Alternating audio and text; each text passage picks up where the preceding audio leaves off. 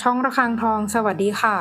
คลิปนี้มาดูแนวทางมัดรวมฮานอยของเจนุกบารมีมหาเฮงนะคะฉบับนี้เป็นแนวทางประจำวันที่ 30 กรกฎาคม 2569 ค่ะ มัดรวมฮานอยวันนี้เจให้เด่นที่ 5 นะคะ51 52 53 50 ชุด 3 ตัว 259 แนวทางโดยเจนุกบารมีมหาเฮงค่ะ แนวทางมีเข้ามีหลุดนะคะ ถ้าใครเห็นเลขแล้วชอบค่อยตาม แต่ถ้าไม่ชอบปล่อยผ่านก่อนได้เลยค่ะ ฝากกดไลค์กดแชร์กดติดตามพร้อมกดกระดิ่งแจ้งเตือน เพื่อที่จะไม่พลาดคลิปใหม่ๆจากช่องระฆังทองด้วยนะคะ ขอบพระคุณทุกท่านที่เข้ามารับชมค่ะ